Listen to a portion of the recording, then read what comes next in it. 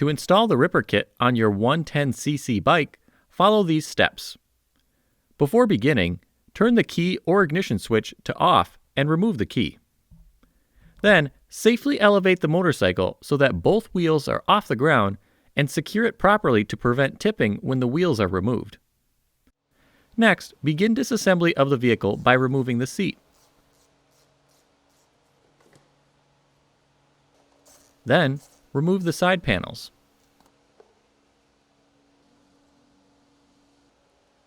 Continue by disconnecting the battery to prevent any accidental arcing.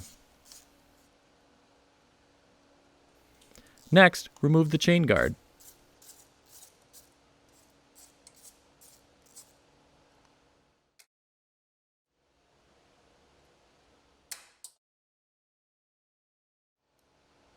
Then, disconnect the master link on the chain and remove the chain.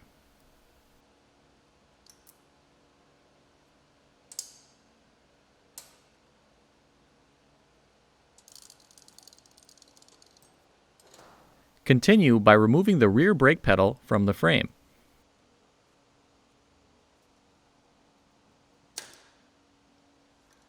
Allow the pedal and spring to hang out of the way. Next, remove the upper shock bolt or pin on the rear suspension.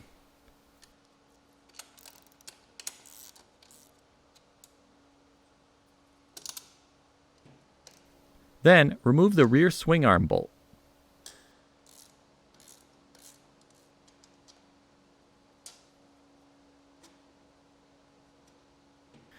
Next, remove the shock, tire, brake, and swing arm assembly from the motorcycle as a complete unit. Cable ties can be used to keep all hardware organized during storage. Move to the handlebars and remove the front brake lever and any retention points from the front forks.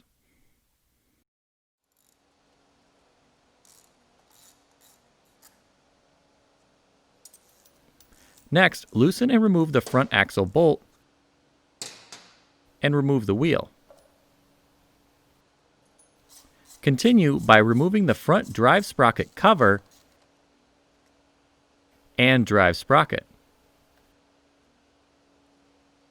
Next, position the Ripper track assembly near the bike and align the rear swing arm bolt locations. If necessary, insert the required spacers. Some kits will require spacers. Refer to the kit instruction for your specific bike. Then, slide the provided swing arm bolt and lock nut in from the left-hand side of the bike. Torque the fastener to specification.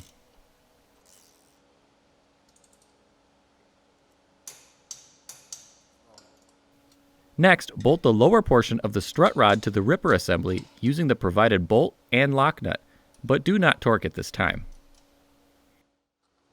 Then attach the upper portion of the strut rod into the motorcycle's upper shock bracket using the bike's upper shock mounting bolt or pin. Then torque the fastener to your manufacturer's specifications. Once the upper portion is attached, torque the lower portion of the strut rod to specification. Next, refer to the provided instructions to route the brake line assembly for your specific bike. Ensure the line is properly retained and not kinked.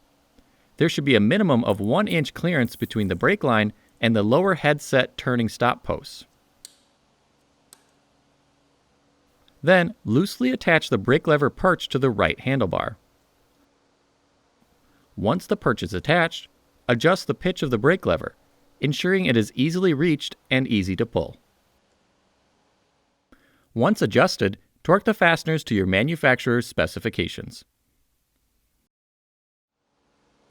Then, place the sprocket backer plate spacers and the chain guard into position on the backer plate. Some models may require the removal of an additional fastener. Next, install the provided sprocket onto the motorcycle's transmission output shaft.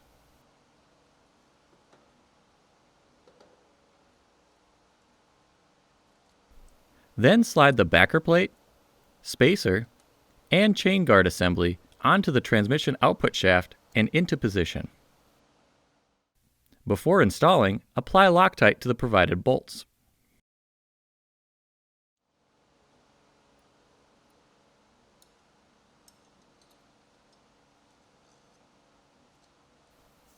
Continue by tightening the backer plate to the engine case and torque to the bike manufacturer's specifications before the chain is installed and chain tension is set.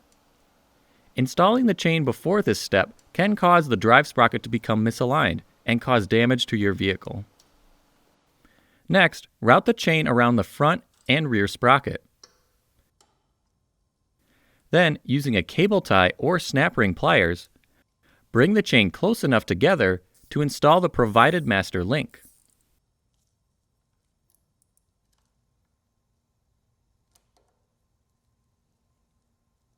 Ensure to install the master link with the opening of the link facing rearward in relation to the chain direction. Next, set proper chain tension by loosening the chain slider nut and bolt. Slide the chain slider up or down until 1/2 inch to 5/8 inch of vertical deflection is met in the upper cord of the drive chain. Once the proper tension is achieved, torque the chain slider nut to specification. The chain will stretch within the first 5 hours. Be sure to check for proper chain tension after the initial break-in period and readjust as necessary. Continue assembly by placing the ski rubber on top of the ski. The ski rubber will be marked with the word front to indicate which end points toward the front tip of the ski. Then install the spindle on top of the rubber and align the mounting holes. Install the provided bolt, washers, and nut. Torque the fastener to specification. Next, insert the front spindle reducers into the spindle. Then use the existing front axle bolt to attach the front spindle to the forks.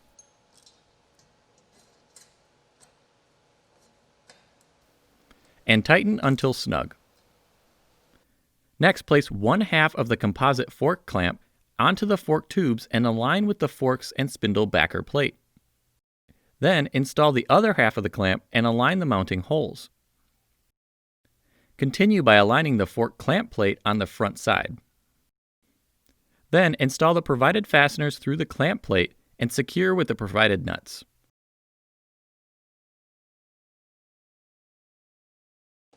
Torque the fasteners to specification.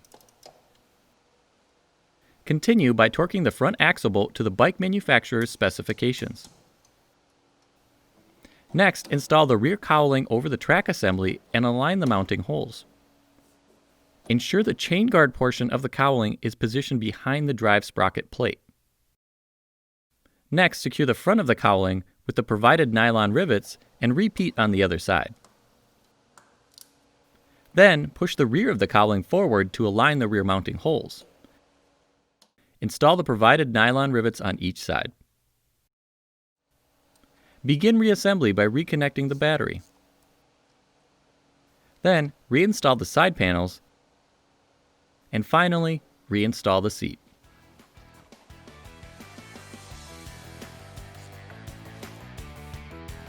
For more information, see your authorized Timbersled dealer or visit timbersled.com.